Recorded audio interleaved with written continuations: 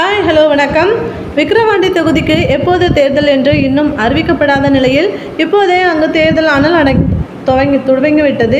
அந்த லிஸ்டில் பாஜகவும் இணைந்துள்ளதுதான் பலரது புருவத்தையும் உயர்த்தி வருகிறது.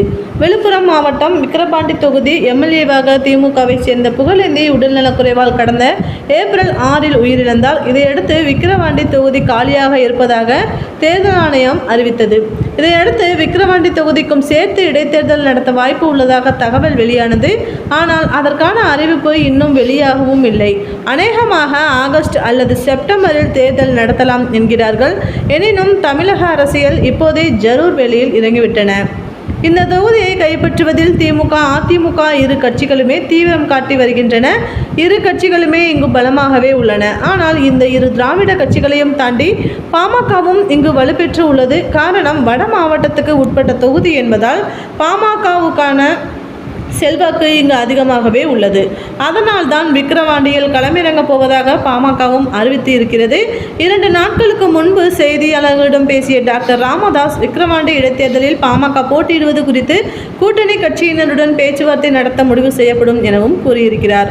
பாமகவுக்கு எங்கெல்லாம் செல்வாக்கு இருக்கிறதோ அங்கெல்லாம் தேமுதிகவுக்கும் ஆதரவு இருப்பதை மறுக்க முடியாது. ஆனால் இந்த முறை விக்கிரவாண்டி தொகுதியில் தேமுதிக களமிறங்குமா என்றும் தெரியவில்லை. எனினும் இந்த தொகுதியை யாருக்கும் விட்டுத்தர திமுக தயாராகவும் இல்லையாம். அமைச்சர் பொன்முடியின் கை இங்கே ஓங்கியே இருப்பதால் இந்த இடைத்தேர்தலில் தன்னுடைய மகன் கௌதம சிகாமணியை களமிறக்கி விடலாம் என நினைக்கிறாராம். காரணம், மணல் குவாரி வழக்கானது விஸ்வரூபம் எடுத்து உள்ளதால் மகனை களமிறக்கினால் தனக்கு எந்த ஒரு சட்ட பாதுகாப்பாக இருக்கும் என நம்புகிறாராம். அது மட்டும் இல்லாமல் திமுகவில் எல்லா சீனியர்களின் வாரிசுகளுக்கும் சீட் தந்துவிட்ட நிலையில் பொன்முடி மகன் மட்டும் மிஸ்ஸிங் என்பதால் நிச்சயம் தன் மகனுக்கு இந்த வாய்ப்பு கிடைக்கும் என நம்புகிறாராம். ஆனால் பொன்முடியின் சில சர்ச்சை பேச்சுக்கள் திமுக மேலிடத்தை தர்ம சங்கடத்துக்கு உள்ளாக்கிவிட்டதால் பொன்முடியின் விருப்பத்துக்கு இதுவரை பச்சை கொடி காட்டவில்லையாம். எனவே மறைந்த சட்டமன்ற உறுப்பினர் புகழேந்தியின் மகன் செல்வகுமாருக்கு சீட் ஒதுக்கலாமா அல்லது விழுப்புரம் மாவட்ட பஞ்சாயத்து தலைவர் ஜெயச்சந்திரனுக்கு ஒதுக்கலாமா என்று யோசித்து வருகிறதாம்.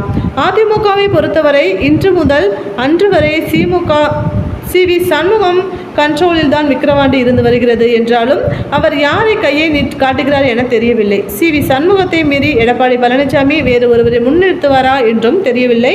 அதிமுக யாரை நிறுத்தினாலும் திமுகவை சமாளிக்கும் அளவுக்கு பலம் இருக்குமா என்பதும் தெரியவில்லை. ஆனால் இடைத்தேர்தல்கள் என்றாலோ அது ஆளும் தரப்புக்கு சாதகமான முடிவை பெற்றுத்தரும் என்று பெரும்பாலும் எழுதப்படாத நடைமுறையாகவே உள்ளதை மறுக்க முடியாது.